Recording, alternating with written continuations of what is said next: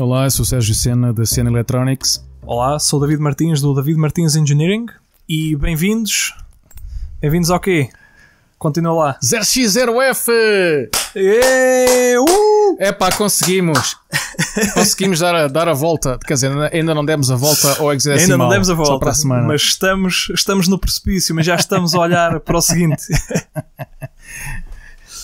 Epá, então, Sena, o que é que temos aí para hoje? Hoje, como é o 0F, temos aqui uma coisinha diferente. Sim, explica lá aí como é que vai ser. Antes de lá chegarmos, vamos lá. Temos que, claro, o Estado da Nação nunca pode faltar. Não é? O Estado da Nação, exatamente. Pronto, o resto já falaremos, mas o Estado da Nação temos que conversar. Bom, quer dizer, olha, esta semana, para ser sincero, estive bastante absorvido com o trabalho lá do escritório.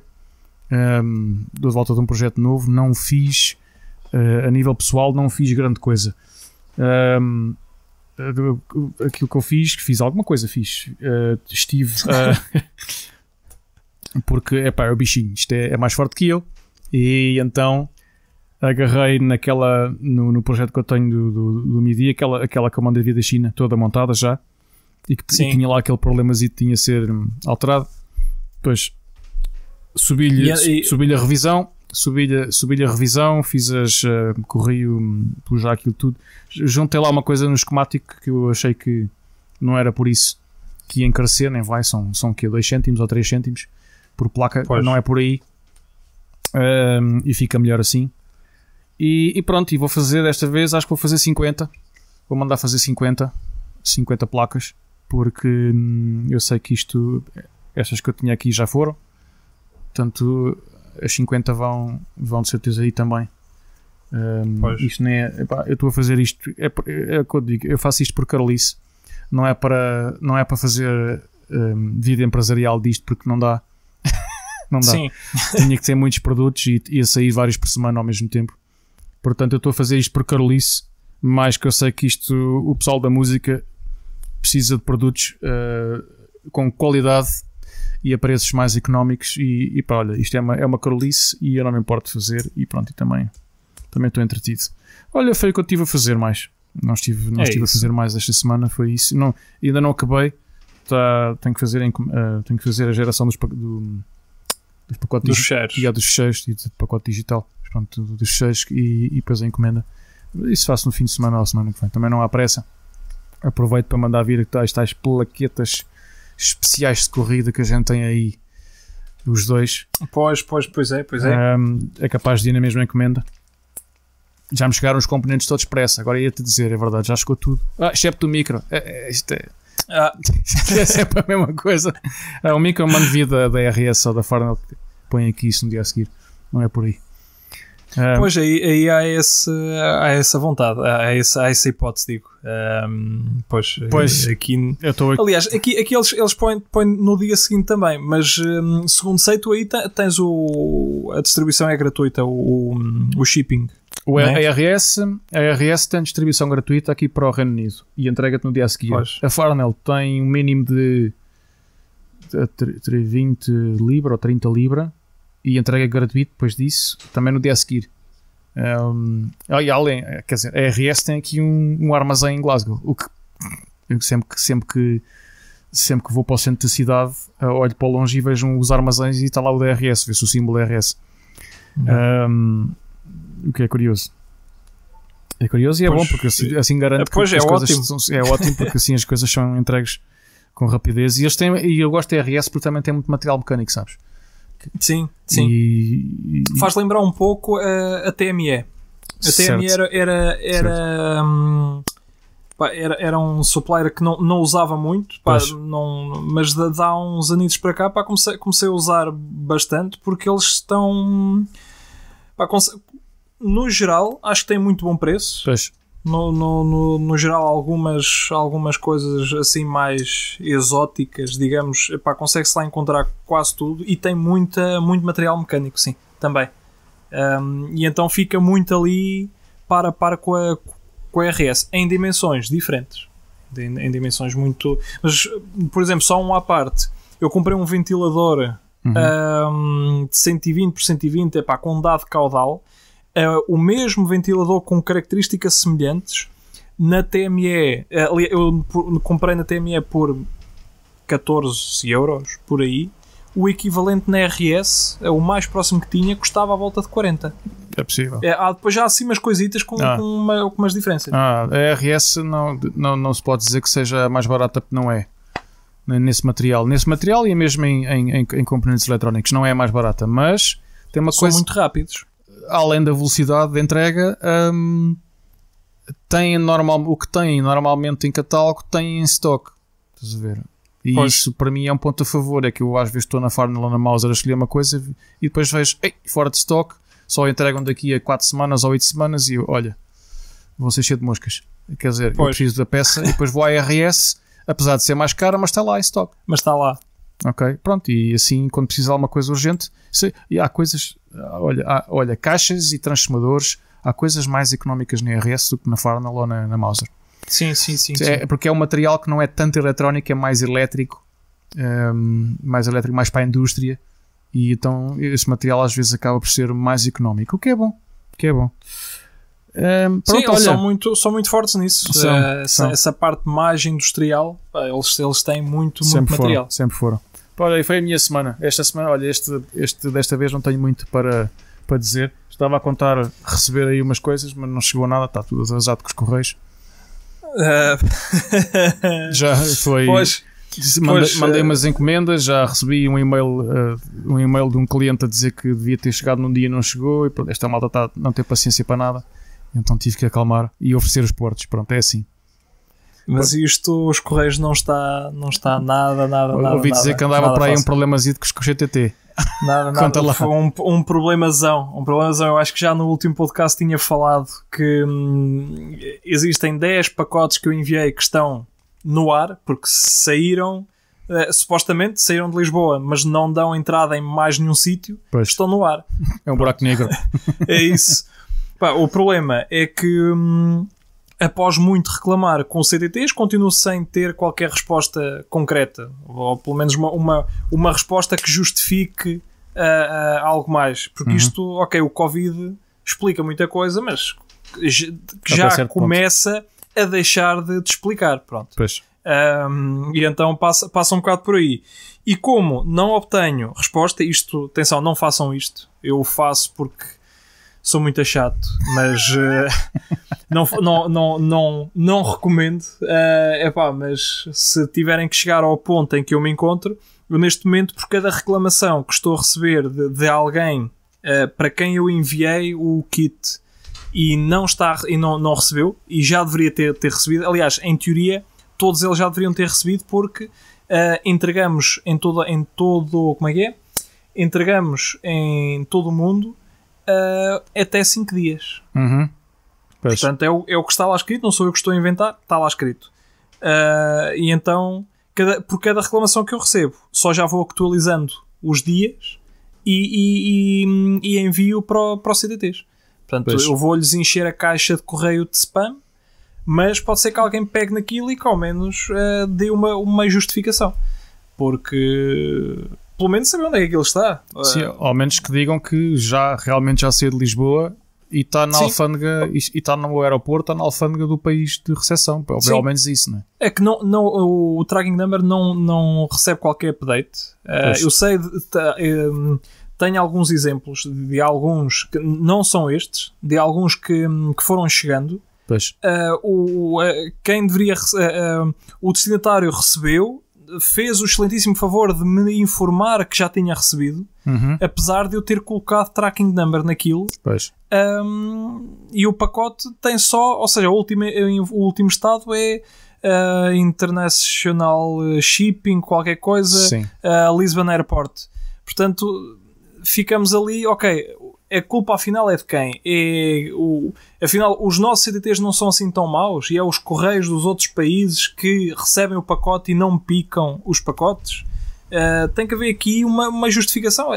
O tracking deve ser feito de uma outra forma para que o país lá, ou seja lá quem for, pique o envio mais facilmente. É tudo uma questão de explicarem em detalhe estas coisas, porque o diabo está nos detalhes. Ainda há outra hipótese, quer dizer, o tracking diz que foi... Bom, temos que passar à eletrónica, mas pronto, mas acabamos isto agora. O tracking diz que foi expedido internacionalmente, mas não quer dizer que tenha entrado no avião. Ok, passou, foi naquelas passadeiras e foi para os contentores, para os aviões. Eles podem estar à espera que tenha um avião cheio para aquele país. Mas ainda assim, não é? Portanto, os outros pode estar ali nos armazéns à espera de chegar ter o avião cheio para aquele país. Isso pode ser, essa é outra hipótese, mas no entanto, também os correios do outro país também não estão a picar nada, porque já houve pacotes que chegaram. Pois. E que o seu estado não sofreu qualquer mas é muito estranho, as coisas estão muito lentas. Eu o mês passado mandei vir uma encomenda de origem Itália que ia para Portugal diretamente, e de Itália saiu rapidamente e teve mais de 2 semanas na alfândega portuguesa, à espera. Eu já sabia, bom, eu vou aguentar, e ao fim da 3ª semana estava prestes a ligar daqui para o CTT a perguntar o que é que era feito daquilo. De ter feito aquilo, apareceu logo no sistema e em 2 dias estava entregue. Portanto, ficou muito tempo na alfândega portuguesa. E pode ser agora pode ser o oposto. Pode ser o oposto. Será que acontece o mesmo nas outras? Pois. Sim, exatamente. Olha, é uma incógnita. É aguentar, é isso. É aguentar. Ora bem, então explica lá como é que vai ser hoje. Nós, David, estás assim um bocado, isto agora para todos, dar aqui um pouco de contexto. Há bocado, nós estamos a gravar isto ao fim do dia, podemos dizer, são 8 p.m, 8 da noite. Eu há bocado à tarde, à meia da tarde, ligo ao David, olha, hoje o podcast, esquece a lista dos segmentos, vamos fazer uma coisa diferente, porque é um episódio vamos dizer que é um episódio marcante aqui para o podcast. Episódio número 15 é o 0x0f, e temos que fazer uma coisa diferente. Eu lembrei-me, porque eu há uns dias tenho andado a acompanhar uma certa temática que está muito, muito bem feita, não é feita nem vulgarizada, mas é muito bem acompanhada e muito bem expandida aqui no país onde eu moro, e que em Portugal eu acho que não está ainda. E que eu gostava de falar contigo, David, e deixar o rap também à audiência, porque eu acho que este é um daqueles temas que pode merecer um debate, não vou dizer um debate aceso, mas um debate alargado e continuado com mais pessoas, que é o estado do IoT em Portugal, nomeadamente o IoT ligado à parte social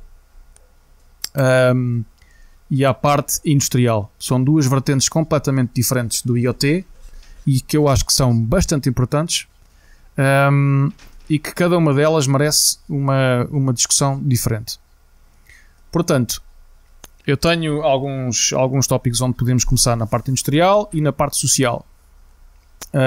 Se calhar vamos começar pela parte industrial, porque foi onde eu estive envolvido num debate, num fórum aqui há coisa de 2 semanas, onde se debateu. Tiveram juntos várias pessoas ligadas ao IoT na Escócia.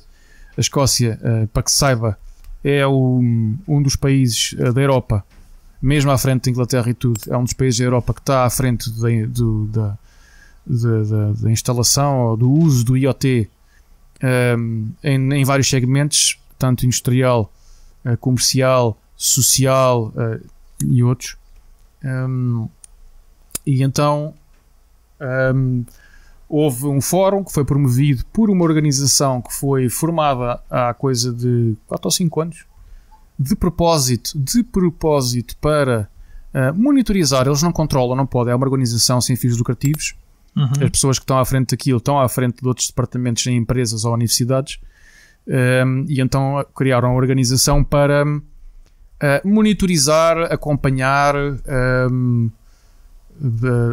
opinar, aconselhar, mas não nada de comandar e editar regras ou standards em termos de nacionais ou em termos de IoT e de instalação. Isso é feito através, eles abarcam todas as pessoas, todas as empresas, profissionais, contratas, todas as pessoas que estejam interessadas na área, e promovem debates e tem pessoas lá dentro a trabalhar que, se for preciso fazer alguma coisa, eles também fazem, mas sempre de acordo com as regras, que não são eles que as promovem. Há os standards internacionais e depois há os standards internos, e há também todos aqueles os planos, as diretivas do governo que têm que ser cumpridas em termos de instalação. E aqui o governo da Escócia, nesse aspecto, está muito à frente em termos de IoT, promove bastante o IoT a nível social, comercial e industrial para a adaptação. O IoT é uma palavra, é um chavão, é um palavrão. Sim, que pode abarcar. Que agora soa sempre bem, mas nós já há alguns episódios atrás também falámos disso. O que é agora o IoT já existe há muito tempo. Há décadas. Sob outra forma, mas com quase o mesmo propósito com que o encontramos hoje em dia. Exatamente. Mas sim, perdão, desculpa. Não faz mal. E então vamos começar pela parte industrial. Eu há coisa de 2 semanas estive no fórum e foi especialmente dedicado às energias alternativas, que estão muito em força agora aqui na Escócia, especialmente a energia eólica e a offshore, porque há muitas quintas offshore eólica aqui na Escócia, porque há muito vento aqui. Esta zona é muito ventosa, tanto no mar como em terra, mas especialmente no mar do lado norte, do Mar do Norte, perdão. E então, o que é que eu notei? Eu vou dizer os tópicos e depois tu vais-me dar aí o que é que se está a passar do teu lado e em Portugal também. Ok. Ora bem, há um grande trabalho feito já a nível do... Vamos dar um contexto, é que não se trata aqui da tecnologia, qual é o componente, qual é o rádio, qual é o protocolo que se usa. Vamos tentar ser um pouco agnósticos em termos de tecnologias usadas, mas sim como é que o IoT pode ser usado para melhorar uma certa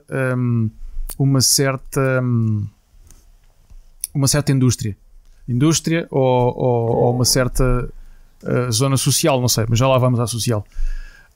Na indústria, nesta parte que eu acho que é importante, especialmente com o futuro que nós vamos ter a nível global, acho que as energias alternativas são muito importantes, especialmente as renováveis a 24 horas, que é o vento. Há uma grande investigação e um grande uso de IoT, seja na parte das quintas eólicas, em que há inúmeros sensores em todos os moinhos, em todos os mills, que dão todo tipo de informação. No caso do offshore, há muita sensorização debaixo de água, e essa sensorização está ligada depois a uma transmissão de dados cá fora, obviamente, para shore, para inshore, para ser depois retransmitida de base de dados. Ora bem, o que eu notei, e isto é algo que tu se calhar já notaste tu mesmo a falar com pessoas aí em Portugal, mas o que eu noto ao falar com pessoas aí em Portugal e com pessoas aqui é que, e ainda hoje ouvi isto, mas aquilo que se nota sempre é as pessoas querem se manter agnósticas, é difícil, e o mais importante é que há muitas tecnologias diferentes e não há nada que as escolhe. Ou seja, não há uma uniformização. Não há uniformização. Há bases de dados e há muita coisa diferente para cada tecnologia. As empresas, ou os utilizadores, nesse caso, vamos chamar de utilizadores, têm que decidir o que é que vão adotar e depois não olhar para trás. Ok? O que pode ser problemático, porque isto, em termos de tecnologia deste tipo, pode mudar 2 em 2 ou 5 em 5 anos, muda para uma coisa, vem uma coisa melhor, que se adapta melhor às características do que o trabalho está a ser feito, e as empresas acabam por não mudar, acabam por se manter coladas àquela tecnologia, porque já têm um investimento tão grande, e uma mudança requer não só uma mudança de hardware, mas uma mudança de todo um sistema ajusante, estás a ver, de bases de dados, de toda a uniformização dos dados, do interface com o utilizador, e depois também do espalhamento de informação e tudo o que é também depois o cliente final, que é quem vai usar em si a informação. Normalmente quem faz isto vendem os dados, não é? Sim. Ora bem, aquilo que eu noto é toda a gente quer ser agnóstica, não conseguem, toda a gente quer um interface em que consiga colar toda a informação e não há um interface. Sim. Ok, deixa agora a palavra contigo. Pois, eu estou-te a perceber. Assim, O que é que tu propões? Por aquilo que eu vejo, é assim, por norma, e daquilo que eu tenho feito, como são sempre soluções muito específicas, é muito difícil. Isto é quase como a história de comprar os módulos do eBay que os makers muito gostam de usar. É algo... Todo o mérito. É algo que é genérico e serve para o que serve. Mas depois somos contactados N vezes, e tu de certeza que já o foste várias vezes também, com histórias do género: eu quero isto, mas pronto, quero isto, mas só com mais uma saída. Ou seja, e é que a malta está habituada a pagar 2€ e está à espera que tu, por mais uma saída, cobres 3. Pronto. E é um bocado isso. Mas, ou seja... Isto para dizer o quê? Uma coisa são plataformas muito genéricas, que pode servir para uniformizar um pouco mais, uniformizar não, mas para facilitar um pouco mais a utilização. Mas se assim que desvias um nadinha da tua aplicação principal, esses recursos que esse tipo de plataformas oferece vai começar a ficar cada vez mais escasso e vai ser cada vez mais difícil para ti trabalhares com aquilo. Atualmente, pelo entendimento que eu tenho, e vamos ter como exemplo, por exemplo, o LoRaWAN, que apesar de não ter um conhecimento muito aprofundado sobre a estrutura que está montada, mas basicamente... Tu tens, já foi montada a estrutura com um protocolo, os teus nós de IoT debitam para um servidor, para um serviço mais geral, que neste caso é o TTN, que apenas te garante, faz uma espécie de ponte entre aquilo que será o teu baixo nível e o teu alto nível. Mas se daqui a amanhã houver uma alteração qualquer ou seja, o porreiro deixa de ser usar a LoRaWAN, passa a ser usar uma outra coisa qualquer, o teu único ponto em comum, ou seja, tu vais ter que começar a regredir, andar para trás no teu projeto, mas pelo menos até à parte em que entra o alto nível, digamos assim, em que tens o teu back-end, até aí à partida deves conseguir manter tudo mais ou menos igual. Ou seja, a partir daí depende somente da tua plataforma, do interface que tu fizeste e por aí fora. Daí para trás é que sofrerá alterações. Agora, mas isto num ponto de vista muito mais específico. Agora, para quem quer, sei lá, adicionar, ou seja, eu sou apenas um curioso e quero adicionar aqui uns sensores e quero estar em casa a ver o nível de água de um poço, por exemplo. De facto, existe uma grande oferta eu pelo menos acho que existe uma grande oferta de meios e de plataformas, mas sim, para o simples curioso é muito complicado escolher, manter-se fiel a uma, porque entretanto aquilo deixa de servir o propósito dele e não tenho cobertura Sigfox ali, só tenho LoRaWAN, e não tenho cobertura nem de um nem o outro, só tenho GSM, vou ter NB-IoT, não vou ter NB-IoT, e portanto, sim, a nível da uniformização, eu acho que e já acho que já discutimos isto num outro episódio. Eu acho que o que existe atualmente não serve. Basicamente é cada um a puxar para o seu lado. Não somos melhor por causa disto, não somos melhores por causa daquilo, e quem ganhar agora o mercado, esta pseudo-luta, vai ganhar pelo legacy. Ou seja, tu queres andar, tu és tu fazes desenvolvimento, queres andar na crista da onda, vais utilizar o que satisfaz melhor as tuas necessidades e tudo mais, e entretanto daqui a 5 anos, e se calhar nem será preciso tanto, tudo aquilo que tu fizeste não tem, ou seja, 5 anos depois já não é assim tão crista da onda, e é facilmente melhorável, e o esforço que tu tiveste para fazer aquilo já é facilmente realizado por algo que entretanto vai aparecendo, e tu vais ficar, ou seja, mas tu já implementaste muito aquilo.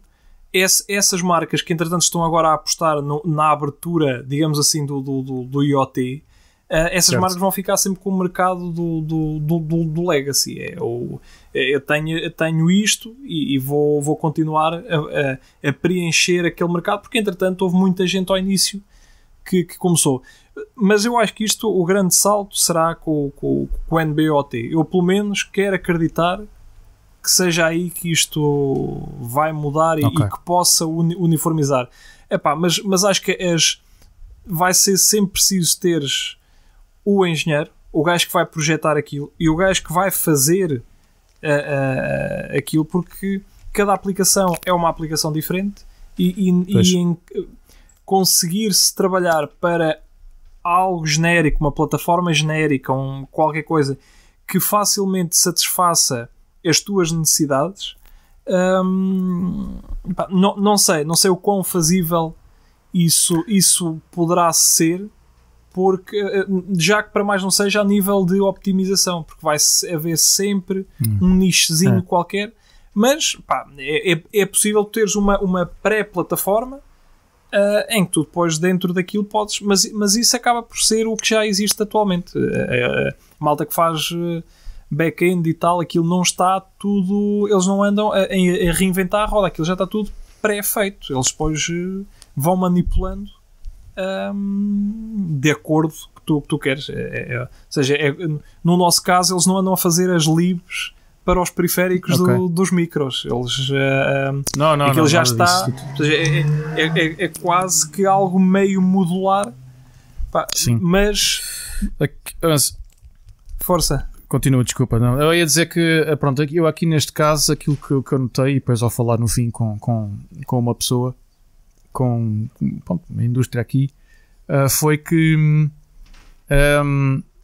acho que ninguém se importa da tecnologia que querem usar. Uns estão a usar a LoRaWAN porque está bastante espalhada aqui, e tu consegues ter uma rede privada que passa pelo TTN e depois vai para o teu servidor, para a tua base de dados, que o TTN TTN é um túnel, sim. Né? O TTN é um túnel.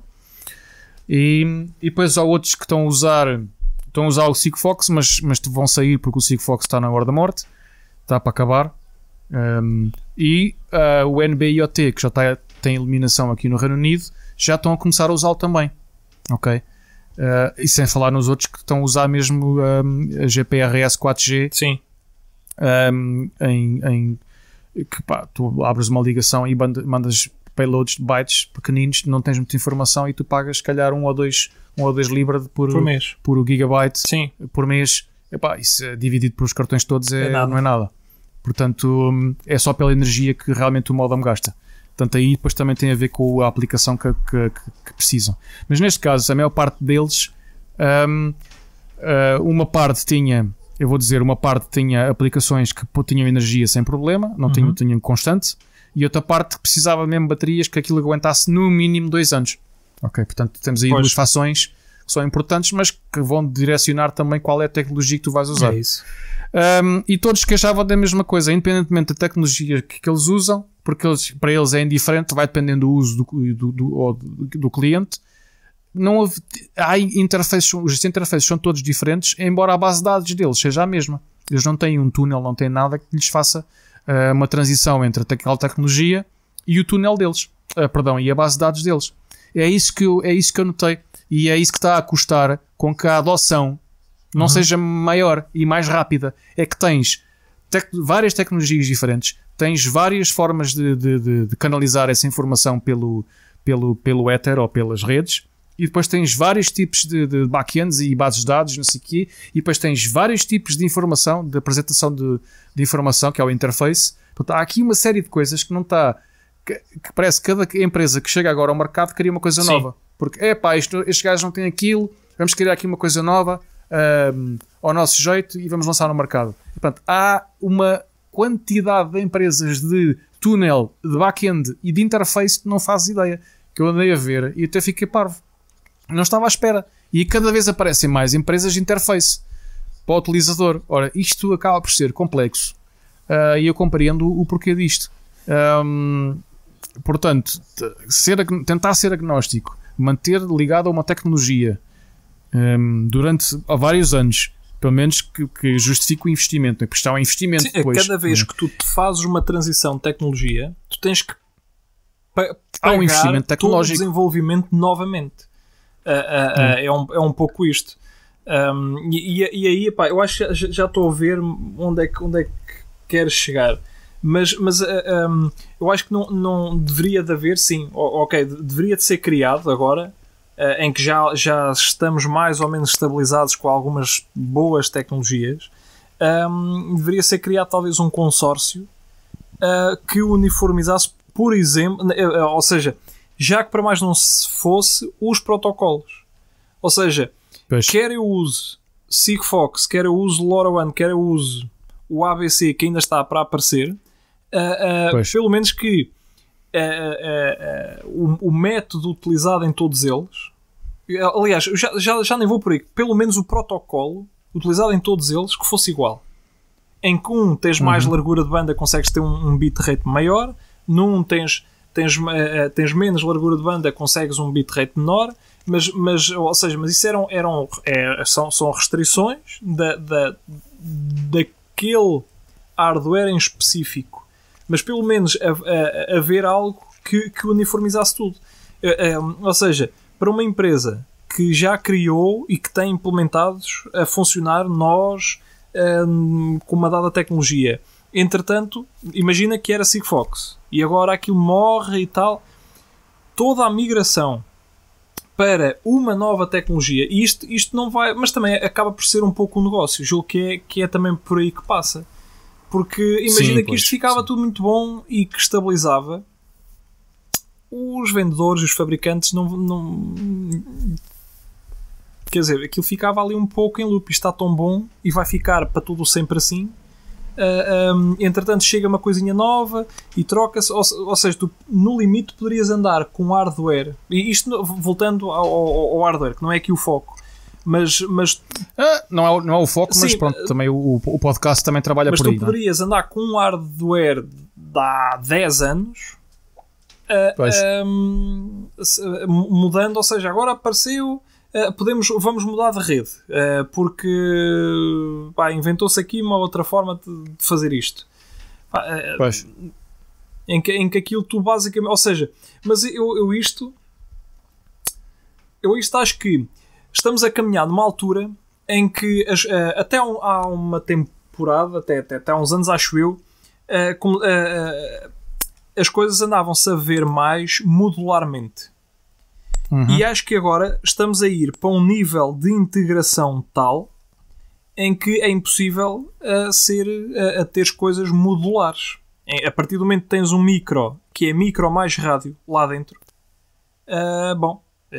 fica sujeito àquele hardware que já ali está colocado e que não permite alteração. Vantagem, poupas imenso em espaço, que é nessa luta Sim. que eles andam todos, mas se pensarmos agora numa vertente mais industrial,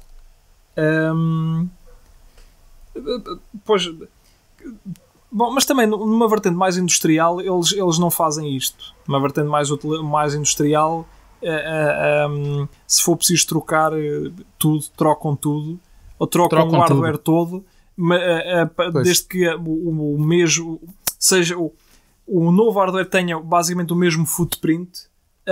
Eles trocam o hardware todo, chegam ali, arrancam tudo, metem o novo e pronto. Pois, por isso eu dividi isto em industrial e social, porque há diferenças, e especialmente nesse aspecto em que o industrial, as empresas felizmente têm capacidade de fazer essa renovação de adoção da tecnologia, não é? Adotam outra tecnologia e renovam o parque completo de todos os sensores. Pá, estamos a falar de empresas que estão a montar aos milhares mensalmente. E não estou a brincar. Milhares de sensores espalhados mensalmente. Mas da mesma forma que fizeram o thread, acho que é o thread que a Syllabus tinha muito, que aquilo basicamente era um consórcio. Aliás, acho que era o thread, que aquilo tinha sido feito para multiprotocolo e por aí fora. Eu acho que nesta secção do IoT, em que esses também se englobam, mas ou seja, haver um consórcio mais geral que venha uniformizar isso tudo, sim. Acho que faria todo o sentido. Da mesma forma que tens o consórcio para o Bluetooth, que tens o consórcio... Ou seja, Isso é diferente, porque o consórcio do Bluetooth e do Wi-Fi é para standardizar aquela tecnologia, daquela tecnologia específica, não para amalgamar todas, não é? Eu acho que isso, se calhar, o que vai acontecer vem uma empresa e faz algo que consegue juntar tudo numa caixa. Pois. E é uma caixa negra em que entra tudo e sai uma coisa só. E assim, para já pois só falta... Depois, só falta agora o NB-IoT mas, por exemplo, nós já tínhamos falado aqui os últimos ICs da ST. Eles já forneciam a stack de LoRaWAN e de Sigfox. Pois, o rádio é o mesmo. O rádio é o mesmo. Ou seja, enquanto não se uniformizar uma tecnologia, também dificilmente se conseguirá uniformizar a utilização e a dispersão disto. O brutal Sim. Era eu chegar aqui, ou seja, o brutal seria isto tudo funcionar como funciona o meu telemóvel. Eu chego aqui, o telefone foi enviado da China, eu chego aqui, ligo e no imediato ele está a trabalhar com a rede que está aqui. Eu acho que a uniformização seria muito mais importante do que qualquer outra coisa, porque seria muito mais isso, ok, eu aqui não tenho cobertura LoRaWAN, não tenho, mas tenho Sigfox, ou seja, que acaba por ser um pouco aquilo que acontece com o telemóvel. Aqui não tenho 4G, tenho GSM, pelo menos consigo fazer chamadas, não consigo ligar à net e ter aqui fazer stream de nada, mas e fazer, tornar essa busca meio inteligente e fazer com que os devices tenham a capacidade de se adaptar ao local em questão e à tecnologia que lhes está disponível. Eu acho que isso descomplicaria até muito mais do que propriamente a questão da plataforma, porque se isto já tiver tudo, porque esta é a parte que muda. Tudo o resto é bits e bytes e isso não é só um patch em que, ok, ou o túnel vem por aqui, ou o túnel de dados vem por aqui, ou vai por ali, mas podes ter ali um script qualquer que te vai em que pega nos dados, ou seja, pode receber de vários serviços, mas formata-te os dados para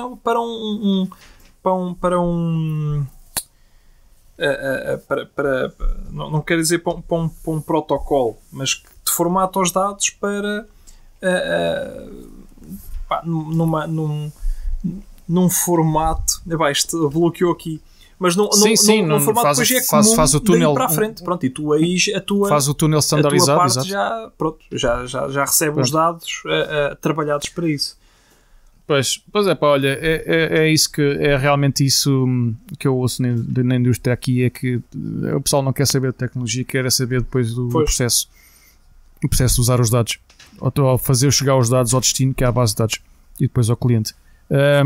Eu sou completamente nisto, tento ser completamente neutro e agnóstico, ando a ver as tecnologias todas. Eu acho que realmente o que vai ficar no futuro vai ser, pelo menos nos próximos 5, 10 anos, talvez mais, vai ser, se não aparecer outra coisa mais moderna, que é capaz, mas pelo menos LoRaWAN e o NB-IoT, sim, vão ser a luta. O NB-IoT que está disponível mundialmente em todas as células de telemóvel, e a LoRaWAN porque é uma instalação que são os privados que instalam os gateways, os privados ou os países ou os governos que instalam por iniciativa pública, instalam as gateways, mas tem um conceito diferente, mas no fundo é para fazer a mesma coisa. Portanto vai haver essa guerra entre os dois.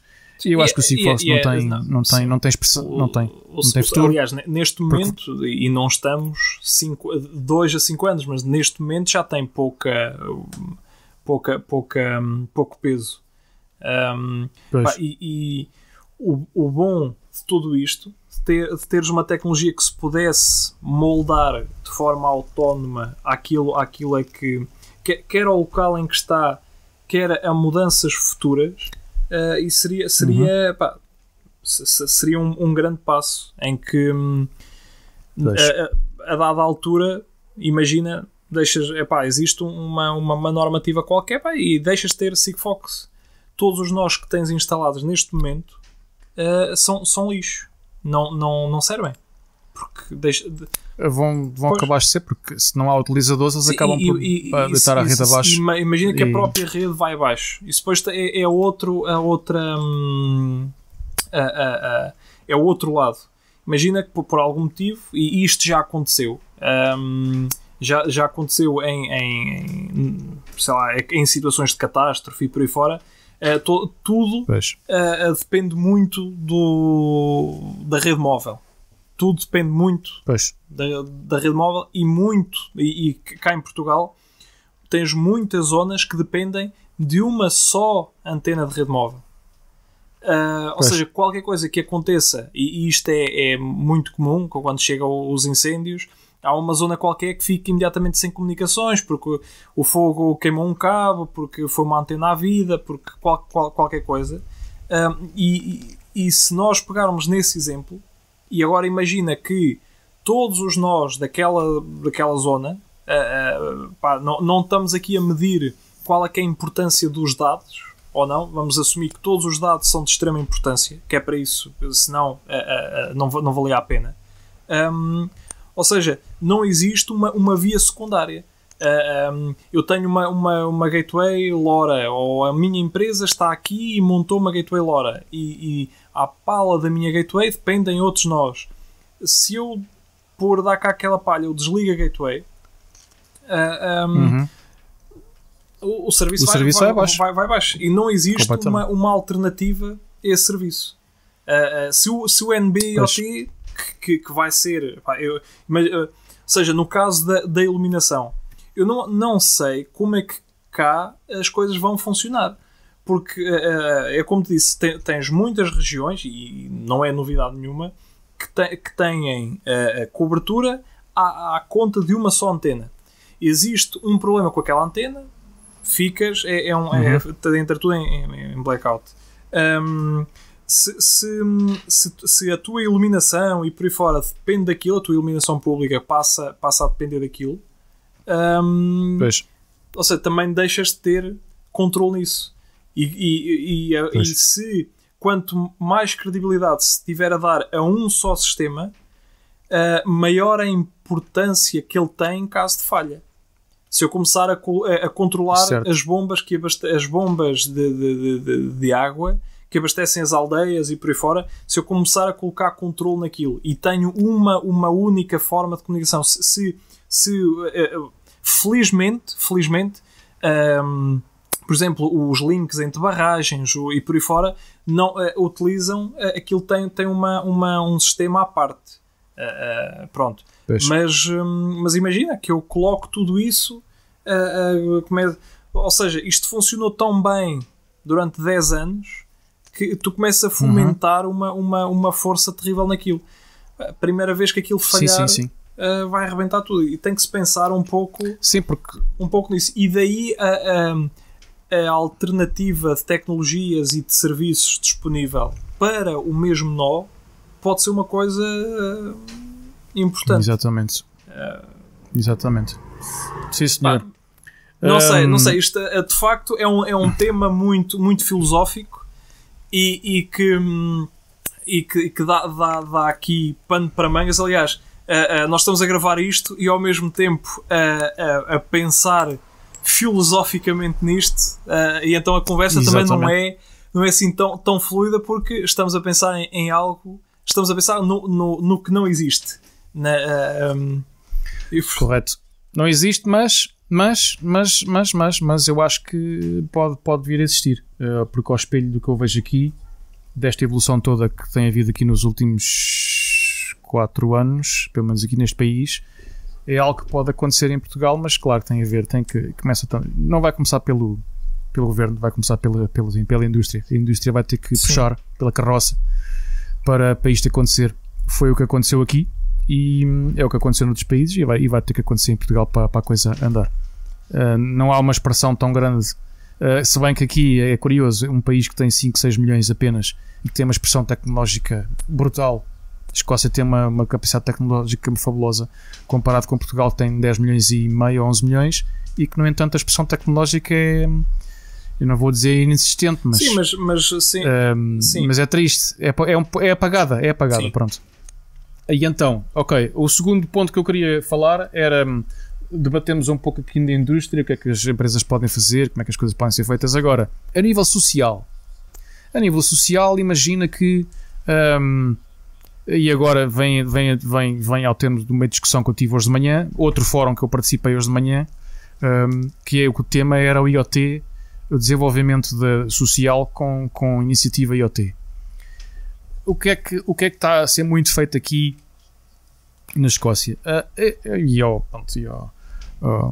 Como acontece em todos os países, a habitação social e todas as valências sociais existem em todos os países, porque pronto, nem todas as pessoas têm capacidade de ter uma habitação. Portanto, a Câmara Municipal ou a organização local que facilita a habitação. Pelo menos eu vou falar aqui do caso que há aqui em Portugal, depois falas do cá na Escócia. Vou falar do que está aqui na Escócia e depois tu falas aí em Portugal. Aqui na Escócia a habitação social está bastante alargada. O Council, que é a Câmara, controla muito e disponibiliza e monitoriza e trata de tudo o que é habitação social, de alojamento para as pessoas, também de trabalho temporário, etc. Portanto, a habitação social, e no caso onde eu estou, que é aqui em Glasgow, que é um pequeno exemplo, há dezenas de milhares de habitação em termos sociais, dezenas de milhares de habitações, de apartamentos ou mini casas. O que é que tem sido feito? O governo, já aqui há alguns anos atrás, começou a dinamizar o uso de tecnologias de monitorização remota para melhoramento e monitorização da habitação social. Isto no caso de porque tudo o que é energia, eletricidades, águas e gases e os aquecimentos é tudo, não vou dizer que é patrocinado pela Câmara, mas é fornecido, é tudo fornecido pela Câmara, fornecido ou pago pela Câmara. O que é que acontece? Portanto, as empresas privadas entram em concurso, claro, isto vai a concurso, há um plano, o plano é posto pela Câmara. Isto acontece em todo lado, em Portugal é a mesma coisa. Há um concurso e as empresas põem o caderno de encargos e concorrem para aquilo, pronto, ganha. E tem 5.000, há 10.000 habitações, 20.000 habitações, em que no espaço de 1 ano ou 2 anos tem que ser instaladas toda a sensorização daquela habitação, ou seja, temperatura, umidade, os contadores, pronto, tem que ser tudo digitalizado. O que é que acontece? Eu encontrei uma coisa muito gira. Mais uma vez, no meio da discussão toda a gente diz a mesma coisa. Toda a gente quer ser agnóstico. Há várias tecnologias, porque agora uma coisa é a indústria, outra coisa é estamos a falar aqui já dentro da casa das pessoas. e IoT na casa das pessoas, que entra numa valência diferente. São coisas, são sensores diferentes, são sensores que podem ser similares, mas são utilizados de maneira diferente, são instalados de maneira diferente, não podem estar coisas à vista. Pronto, aquilo tem que ser invisível para as pessoas, porque as pessoas não vão mexer naquilo. Ok. Ninguém vai mexer naquilo a não ser o instalador ou depois a empresa responsável da câmara que está em cima daquilo. E então, estou a dizer a mesma coisa, que há muitas tecnologias e que tiveram que escolher uma tecnologia, que investiram muito dinheiro e que facilmente chega-se aos 30, 40 libras por caixa, por caixinha de sensor. E quando eu ouvi esse valor, eu fiquei azul, porque estamos a falar de instalações de 10 mil ou de 20 mil unidades, e eu achei aquilo muito alto, esse valor. Não disse isso diretamente lá, mas eu disse que a eletrónica pode ser feita de maneira bastante económica, e eles provavelmente estão a ser, não sei, não vou dizer enganados, mas também são capazes de não estar bem por dentro. Também resta saber. Estamos a falar de instaladores e não de desenvolvedores. Resta saber, pronto. Também há alguns pormenores. Se estivermos a falar de hardware mais assistência, ou seja, porque normalmente tu forneces o hardware e garantes assistência durante X anos, por exemplo. Não, este custo não é o custo da câmara. É o custo do montador. Ok. A empresa que faz o hardware e depois o monta, custa-lhes a eles, cada unidade, cerca de falaram lá eu tinha montado agora uma grande rede, 30 libras cada caixa. E eu achei aquilo muito grande, muito alto o valor. Porque eu já fiz uma coisa daquelas há 2 anos atrás, uma empresa de cá, e ficou acho que nem chegou a metade desse valor. Estás a ver? Acho que chegou a 15 ou 20, mas pronto, foi ali, metade, vamos dizer que é metade. Foi menos. Eu também não sei o que é que eles já tiveram, mas pelo tipo de sensorização que eles tinham, não era nada de extravagante. Ok? Portanto, todos diziam o mesmo, grande confusão de tecnologia, não há uma uniformização, não há. Pronto, aquela conversa que tivemos há pouco. O que é que eu gostei de ouvir é uma aplicação. Portanto, há uma empresa que fez a instalação já aqui há uns meses de cerca de 10 mil habitações sociais aqui em Glasgow. Portanto, são vários bairros. O que é que eles lá o diretor tecnológico disse? Nós, ao fim destes meses, conseguimos ter.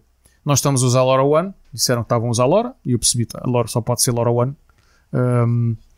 E conseguimos ter uma precisão geográfica de saber de onde é que está o sensor com uma precisão de XY de 1 metro e uma precisão de altitude ou de Z de 3 metros. O LoRaWAN já faz isso, essa precisão geográfica. E eu assim, olha, isso é interessante. Mas o que é que ele disse? Nós inicialmente, porque a primeira coisa que se pode fazer sem ir esses dados, criámos um mapa.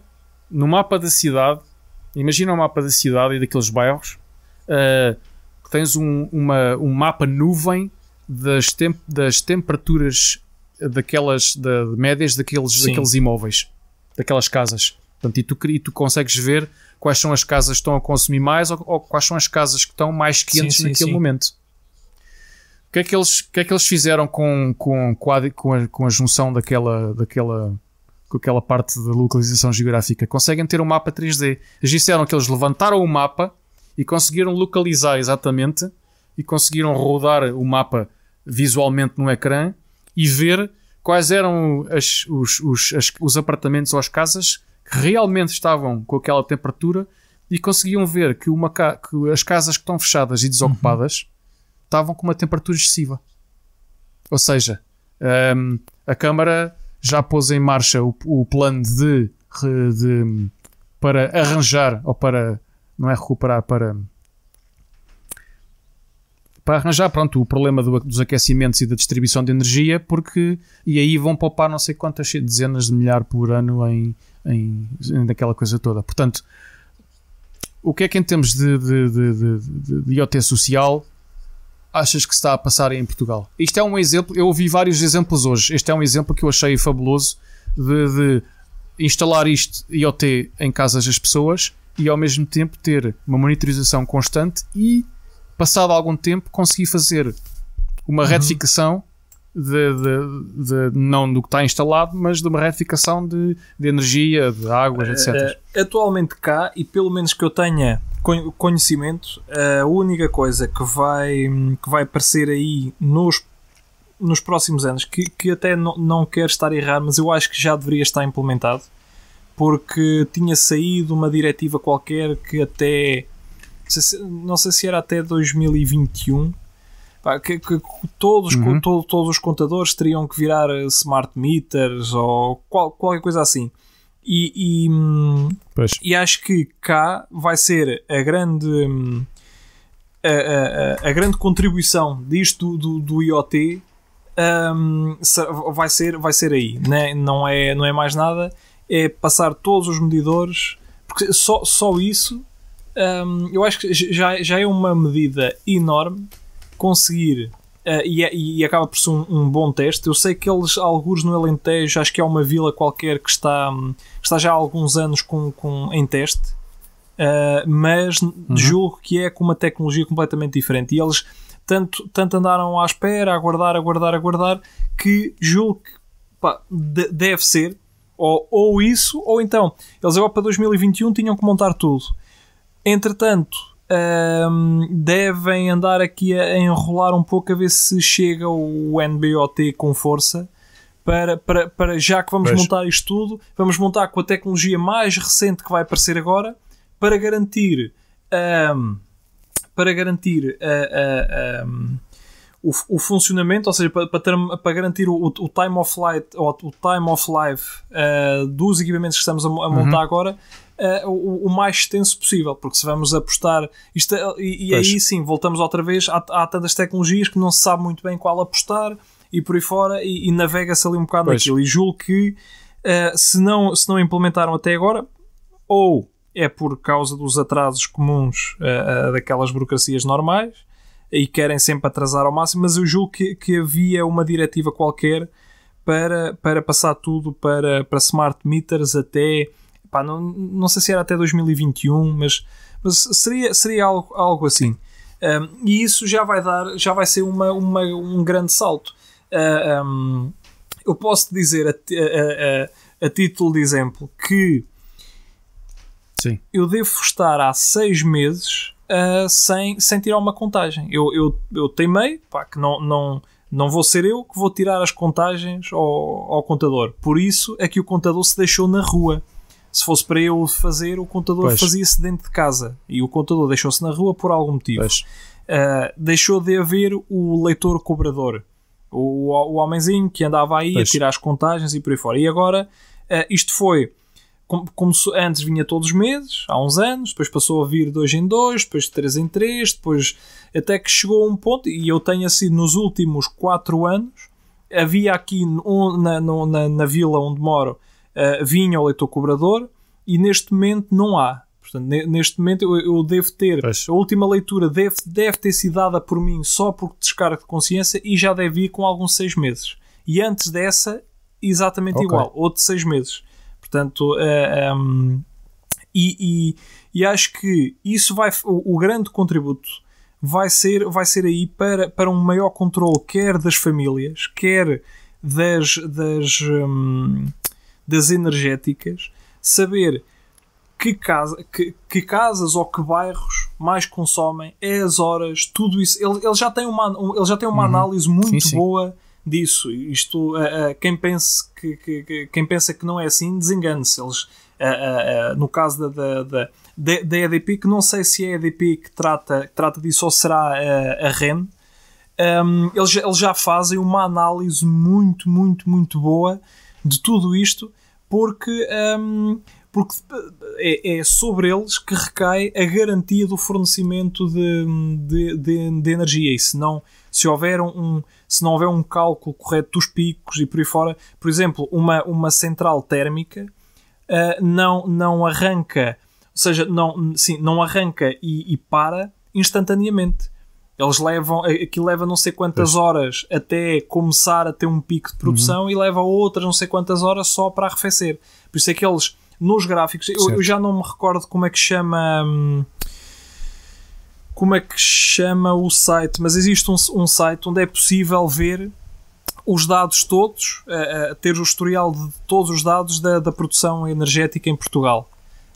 E é possível ver sempre que existe um fundo de produção, produção fóssil, de energia térmica, muito por causa disso.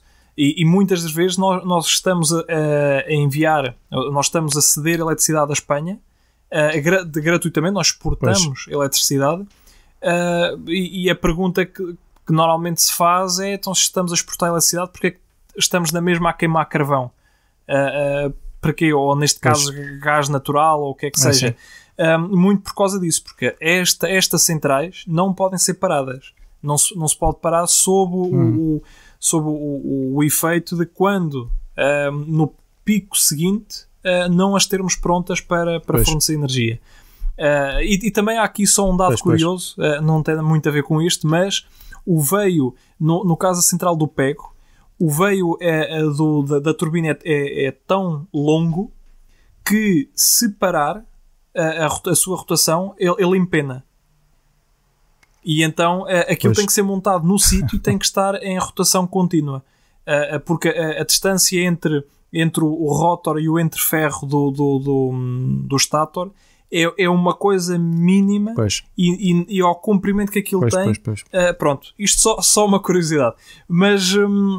Mas pronto, voltando aí à questão mais social do IoT cá em Portugal, eu julgo que isso é a próxima meta a atingir, e já me dou até bastante satisfeito se conseguir ser realizada com sucesso, porque vai ser a porta de abertura para muitas outras, porque aí vamos ter que ter algo, vamos ter que garantir fiabilidade, vamos ter que garantir o funcionamento contínuo, ou seja, não só a fiabilidade da rede, mas não só a fiabilidade da rede entre enviar do ponto A ao ponto B e não haver erros. Pronto, esse é um problema que vai ter que ficar resolvido. A garantia de funcionamento em tempo, ou seja, durante não sei quantos, aliás, durante o ano inteiro, tem que haver uma tolerância muito baixa de número de horas em que pode ser admissível falha, e também o próprio funcionamento de cada um dos nós, que vai ter que funcionar ininterruptamente, ou no caso de haver interrupção, ele vai ter que ter a capacidade de se ligar novamente, de debitar os dados que não foram debitados, os dados em falta, de por aí fora, porque ele não pode ficar à nora. Sim, portanto, se isto tudo, se já tivermos a contagem de luz e água, depois vem a análise seguinte, que é a análise de dados, e aí só com estas duas variáveis tu já tens imensa informação. Já sabes, consegues até, de certa forma, saber naquela casa, agora imagina que existia uma delegação, um departamento superior a tudo isto, que tinha acesso a toda a informação. Agora é obrigatório teres o certificado energético das casas. Portanto, de inverno, se tu tens uma certificação energética do tipo A, ou eu julgo que aquilo continua a classificar-se por letras, né? A mais, pronto. Se tens uma casa com classificação energética é A, e todas as casas, e todas as casas na vizinhança têm certificação energética semelhante, mas o teu consumo energético é muito superior ao das casas em redor, algo está aí de errado. Portanto, algo não está a correr bem. Isto pode ser o suficiente para se levantarem algumas questões, algumas inspeções, porque de facto tu podes consumir aquilo que tu quiseres, desde que pagues. Pois, estás a ver? Vai de encontro àquele exemplo que eu dei agora, de que descobriram, só depois de fazer a instalação de sensorização por todo o complexo de casas sociais, descobriram que as casas vazias estavam a consumir demasiado aquecimento. Estás a ver? Só depois de fazer a instalação da sensorização. Lá está. Digam que disserem do IoT, dos computadores inteligentes, porque eu sei que há uma vertente quanto aos computadores inteligentes, porque pensam que vai fritar o cérebro da malta e que vai controlar a vida das pessoas. Dizem isso porque não sabem o que é que está dentro do computador inteligente. Eu sei porque fiz computadores inteligentes há 10 anos atrás, vários, e sei bem o que é que lá está dentro. Não está lá nada de mais ou tão diferente, e não vai lá estar nada de tão diferente que não esteja já hoje em dia nos computadores, pelo menos estes digitais. Passas a ter um emissor lá, passas a ter um modem. Sabes, vamos deixar isso para outro podcast, porque eu acho que isso é um exemplo excelente para um tema de podcast que é os smart meters. E a tecnologia dos smart meters, e eu posso falar bastante disso porque estou por dentro da coisa. Portanto, desculpa interromper-te, e porque o nosso podcast já vai longe hoje, já passámos a hora. Fica o repto a quem nos está a ouvir. Nós gostaríamos de ter esta conversa com um grupo mais alargado, e se fosse em tempo real a conversa em direto, melhor ainda. Porque podíamos chegar aqui a algum consenso, porque normalmente quando se tem essas conversas fala-se muito, fala, mas acabamos por não dar soluções para um problema que se calhar nem é um problema, ainda não é um problema, não é? Mas que se pusermos as cabeças todas juntas a pensar, conseguimos chegar a uma conclusão e se calhar propor algumas ideias para se conseguirem fazer para o futuro. Não que sejamos nós, mas que alguém pode agarrar nisso e fazer alguma coisa a partir daí. Portanto, fica o repto para quem nos está a ouvir. Se quiser fazer uma conversa connosco, temos todo o gosto em juntar um grupo e fazer essa conversa em direto. Temos ferramentas ótimas via internet para o fazer hoje em dia, felizmente. E fica a ideia. Da minha parte, esta semana, eu gostei bastante de lançar esta conversa para o ar. Obrigado, David. Uma conversa mais filosófica. Foi mais filosófica, não tanto tecnológica. Perdoem-nos se estavam à espera de que fôssemos falar de resistências e transistores, mas deixamos isso para a semana que vem. E acho que temos também que começar a abarcar estas ideias. No fundo, isto é todos os projetos. Eu julgo que utilizamos às vezes a palavra errada porque temos a mesma palavra para duas componentes do projeto. Nós temos o projeto, que é fazer tudo. Tenho um projeto novo, que é composto por várias partes, sendo que uma dessas partes, inclusive, é o projeto. Correto. Então estou a fazer o projeto que está dentro do projeto. Exato. E de facto não temos a melhor escolha de palavras. Mas o projeto passa muitas vezes... Aliás, o projeto é pensar. Sim. E pensa-se cada vez menos, e eu pelo menos assisto à juventude que será os próximos profissionais, em que eu mesmo me encontro, e julgo que, por aquilo que vejo, não digo que por aquilo que vejo em meu redor, mas por aquilo que tenho conhecimento, pensa-se cada vez menos. E pensar é algo que faz muito, muito bem, e todos os projetos deveriam ter mais componente de projeto. E no fundo esta nossa conversa hoje foi é um pouco isto quando se está muito na crista da onda e se quer desenvolver algo mais disruptivo, algo que está para além de tudo o que existe atualmente. É este tipo de conversa, é este tipo de pensamento, é este tipo de análise que dá origem a essa nova crista da onda, em que toda a gente pensa que já está a surfar a crista da onda. Não. Isto é apenas porque ninguém se lembrou de fazer uma outra onda atrás e surfar lá de cima. E já lá vem outra atrás. E já lá vem outra e ela não para de vir. Sim. E temos de estar sempre a pensar novos métodos de nos colocarmos na crista da onda e surfar a que está a vir, a próxima vaga. Bem dito. Portanto, era só o que queria dizer para terminarmos aqui o podcast de hoje. Obrigado, David. Pronto, da nossa parte, da minha parte, obrigado pela vossa escuta.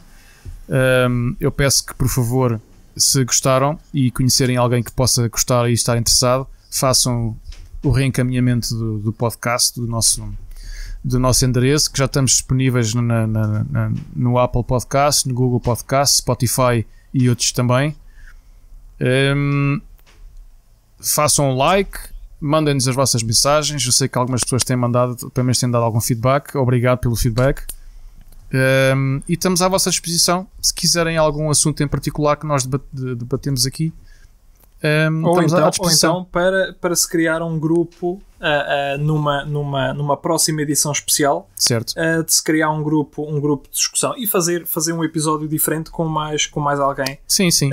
Para contribuir e para discutirmos um outro tema que seja igualmente abrangente como este. Correto. Porque este só ainda escrafunchámos um bocadinho da superfície. Isto é a ponta do iceberg. Tínhamos que ir buscar a escavadora. Sim, senhor. David, olha, então tenha uma boa semana e a próxima vez cá nos encontramos. Exatamente, está feito. Saúde. Até para a semana. Até para a semana. Tchau. Tchau.